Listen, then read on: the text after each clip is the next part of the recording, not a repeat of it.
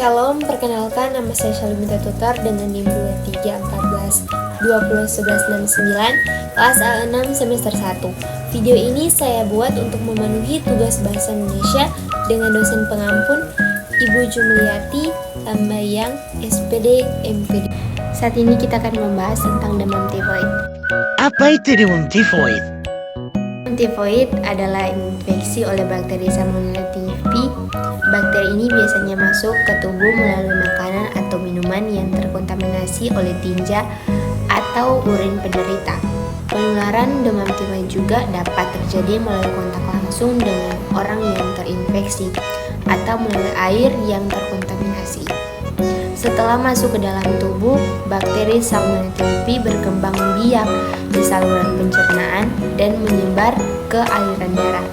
Dari sana, bakteri ini dapat menyebar ke organ-organ lain dalam tubuh seperti hati, limpa, dan kelenjar getah bening.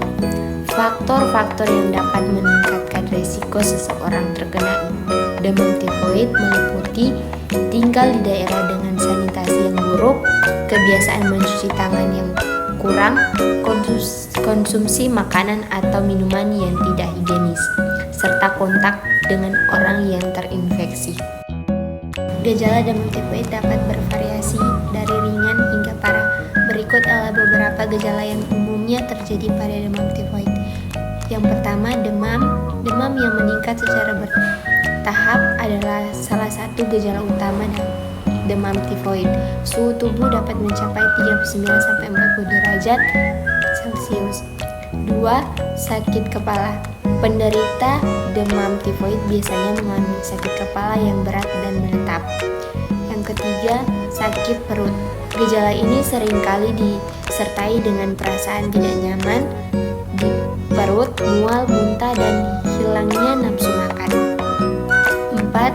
Diare atau sembelit. Beberapa penderita demam tifoid mengalami diare yang berair sementara yang lain mengalami sembelit. 5. Ruam kulit. Pada tahap penyakit yang lebih lanjut bisa muncul ruam kemerahan pada kulit terutama pada dada dan perut. 6. Kelelahan dan lemas. Penderita demam tifoid sering merasa lelah dan lemas bahkan setelah istirahat yang cukup. Yang ketujuh, batuk kering. Batuk kering atau sakit tenggorokan juga dapat terjadi pada beberapa kasus demam tifoid. 8. Pembesaran limpa dan hati. Pada beberapa kasus, limpa dan hati dapat membesar. Perlu diingat bahwa gejala demam tifoid dapat bervariasi antara individu yang satu dengan yang lain. Pengobatan demam tifoid dilakukan tergantung pada tingkat keparahannya. Jika demam tifoid terdeteksi lebih awal dan hanya menimbulkan gejala ringan, pasien dapat melakukan perawatan mandiri di rumah, seperti tidak melakukan aktivitas yang berat, beristirahat yang cukup, makan dengan porsi yang kecil tapi sering, mengonsumsi makanan lunak dan tidak pedas bila tidak bisa mengonsumsi makanan padat. Mencuci tangan dengan sabun dan air mengalir secara rutin. Komplikasi demam tifoid jika tidak mendapatkan penanganan yang tepat. Demam tifoid dapat menimbulkan beberapa komplikasi.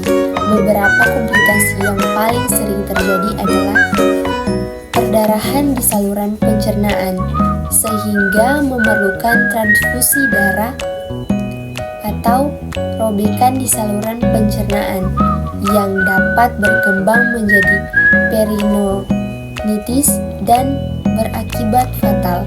Selain komplikasi di atas, ada beberapa komplikasi lain yang dapat muncul, yaitu yang pertama, peradangan di otot jantung atau miokarditis. Yang kedua, infeksi kandung kemih. Yang ketiga, gagal ginjal. Yang keempat, peradangan di lapisan bagian dalam jantung atau endokarditis. Yang kelima, meningitis. 6. Infeksi pembuluh darah. Yang 7. Pneumonia. 8. Pankreatitis. Sekian pemaparan video dari saya. Saya ucapkan banyak terima kasih kepada semua yang telah menonton video tugas dari saya.